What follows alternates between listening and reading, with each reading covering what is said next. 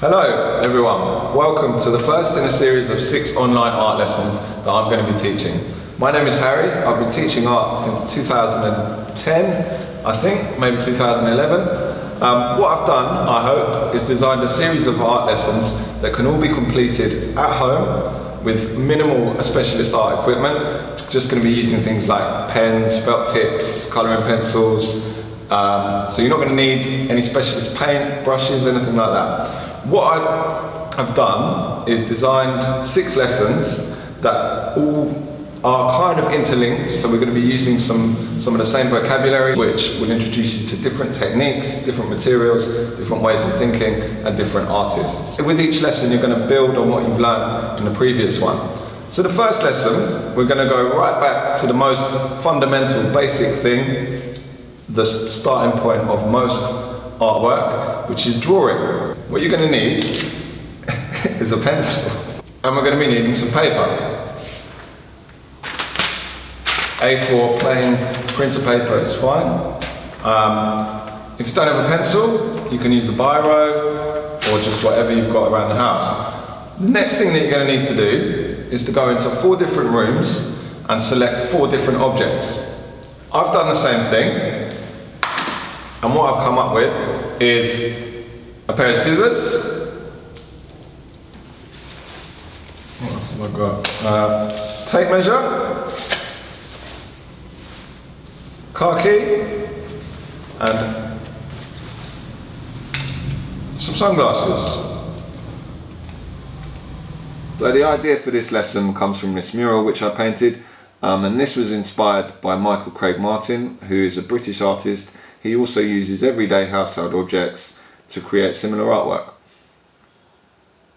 So object number 1, drawing exercise number 1, I'm going to ask you to pick up the pencil and put it in the hand that you would not normally draw with. Okay? I'm going to draw the object in the middle of the page, and yes, this is going to be difficult. It's going to feel unnatural. So what you might find easier is using smaller marks than you would normally. You might also want to give the pencil a firmer grip, like you might have done when you were younger, like this, give you a bit more control.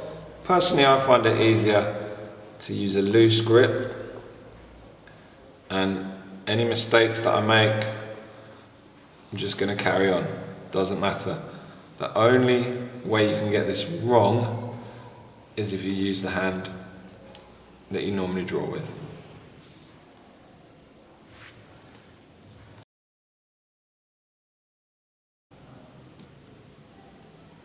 So that's taken me less than 2 minutes, and as you can see, it's not a particularly good drawing, but that doesn't matter.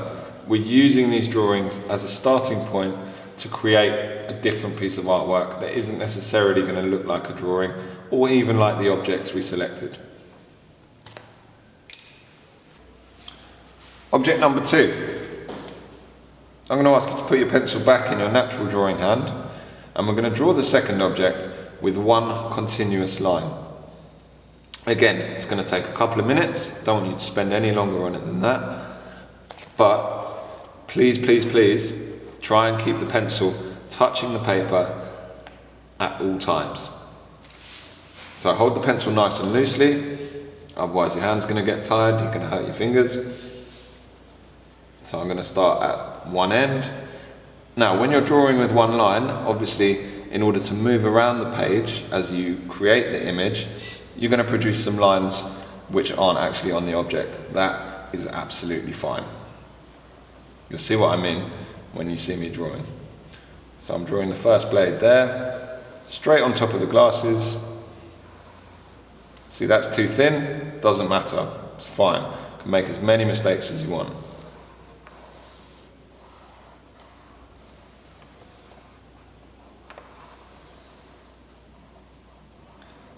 I've actually done it so big that it's going off the page. Again, that's totally fine.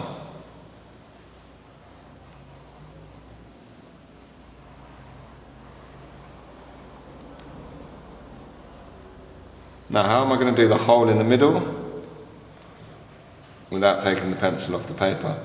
It's fine. I'm just going to create some lines that aren't actually on it, but they're in this drawing.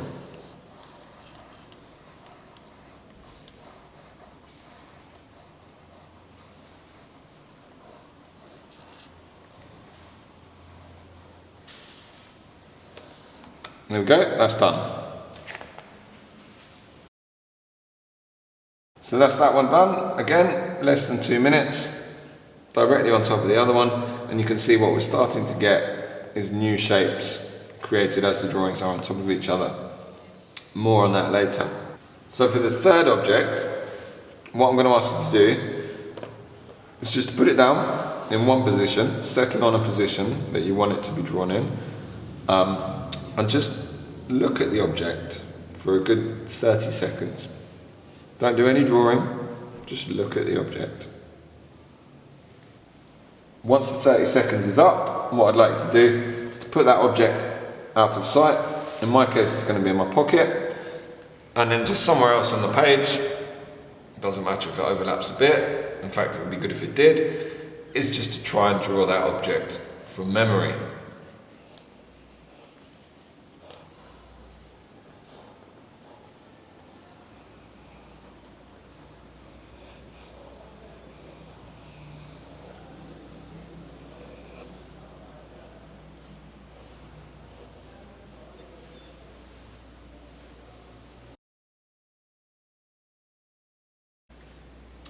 Object number 4.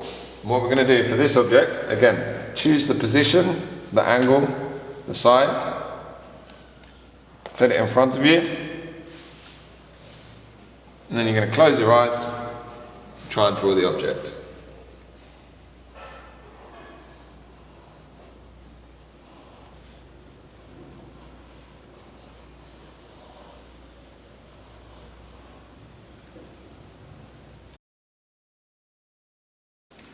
What you've got now is 4 different drawings, all on top of each other, that have created one drawing. We would call this semi-abstract, because you can kind of see what it is, but there are also areas that are pretty much unidentifiable. What you'll also notice is that where the shapes have overlapped, they've created new shapes. So we've got this semicircle here, we've got all kinds of different shapes. What we're going to do is add some colour.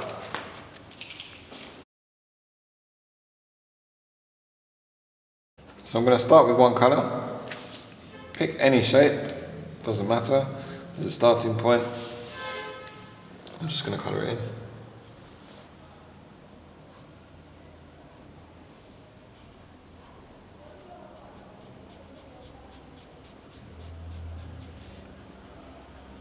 Then I'm going to move to the next shape, the shape that's directly next to it, and I'm going to pick a different colour.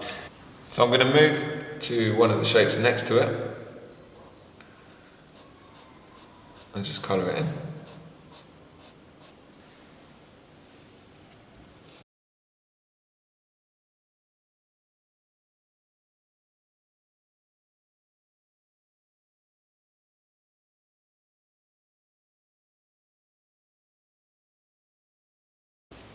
So you're going to continue doing that, colouring in the shapes, and you can use any materials you like, any materials you've got to hand. So I'm using colouring pencils and felt tips, and in each block, each shape, I've used one colour. I would stick to doing that. You may, however, choose to use pencils, and have the whole thing in different tones. I've had people in the past use oil pastels, combinations. I've had someone do find all the blue materials they could. So they had blue oil pastels, blue felt tip pens, all these different shades of blue, and the whole piece was different shades of blue. It's totally up to you. Now, what I'm going to show you is a finished example where I have done that. I've used lots of different materials, and in some of the areas, some of the shapes, I've used different patterns and layered up the different materials.